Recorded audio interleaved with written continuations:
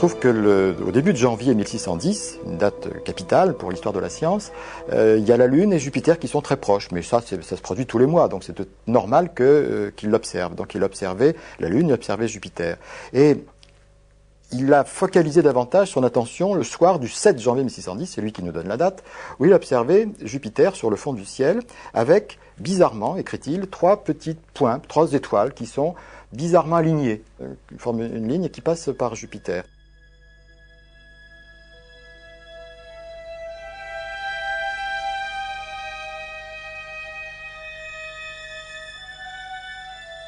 Des alignements comme ça de 3 étoiles, c'est pas très fréquent, il n'y en avait en tout cas pas encore observé avec celui-là.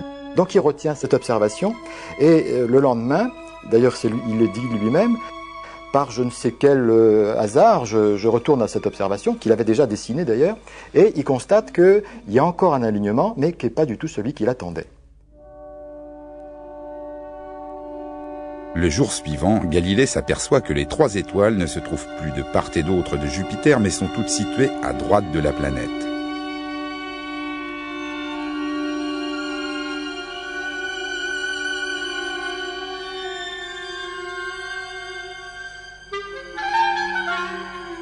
Au grand désespoir de Galilée, la nuit suivante, le ciel est nuageux. Ainsi va-t-il continuer ses observations pendant plusieurs jours et noter à chaque fois les changements de position des petites étoiles.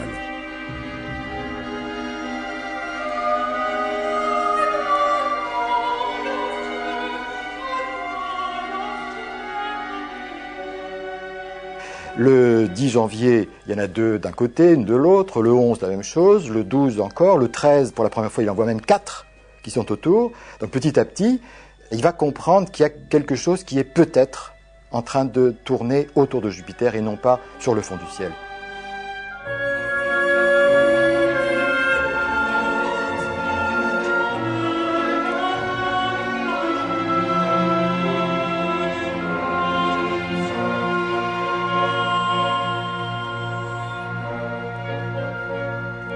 C'est une découverte capitale aussi dans l'histoire de la pensée parce que jusqu'à présent, le centre du monde était unique.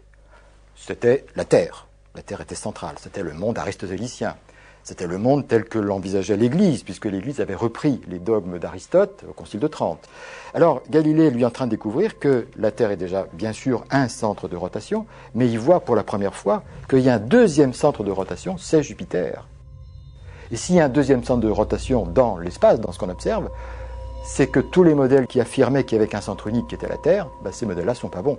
Autrement dit, Galilée est en train de montrer, non pas encore une fois que Copernic a raison, mais surtout il est en train de montrer que Ptolémée a tort.